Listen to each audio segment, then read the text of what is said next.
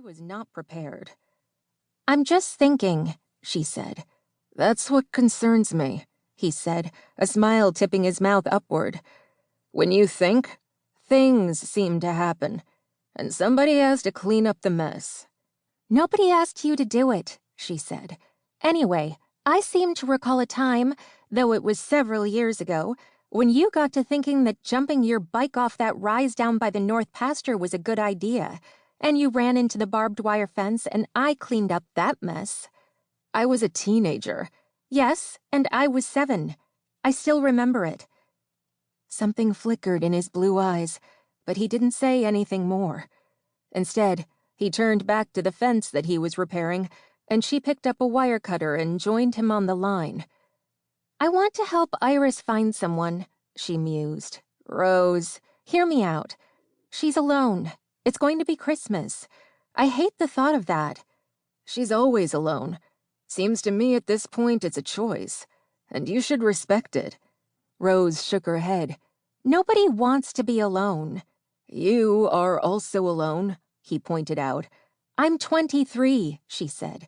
"I have no designs on being anything but alone for quite some time. This is not about me. I want nothing more than to see the people I love most settled and happy." "Iris is happy," he said. "What if she isn't?" "Then she will do something to fix it. Or she won't. But either way, it's none of your business." She made an exasperated sound. "It's not about whether or not it's my business. And anyway, that's not true. We are family, in a way that few other people ever will be. We had to raise each other." "Pretty sure Ryder did most of that." "I know," she said. She had been 6 years old when her parents had died. She barely remembered them now. She remembered not understanding for a very long time.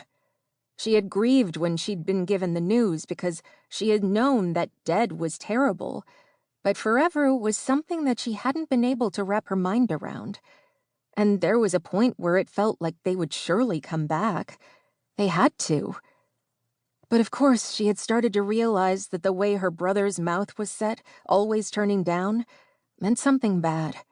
That he didn't go away to college like he had planned to.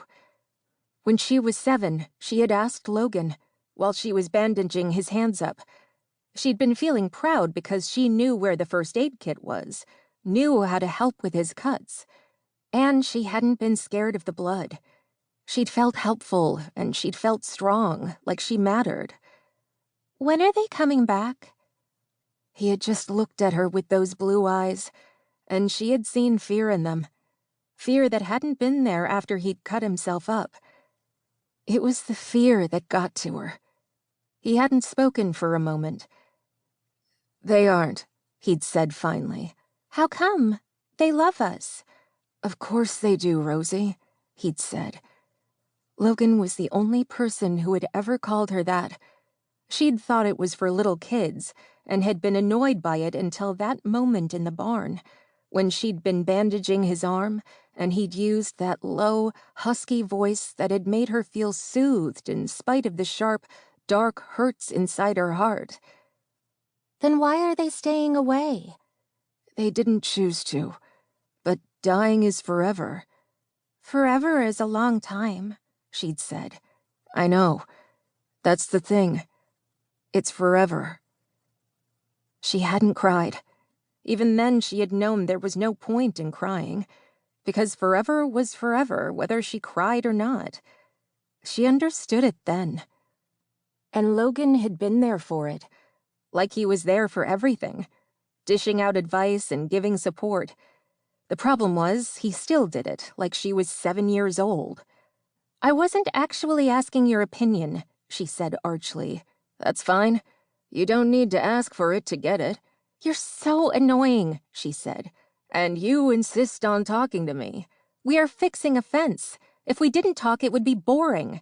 "Then don't complain when I make it interesting by giving you my opinions."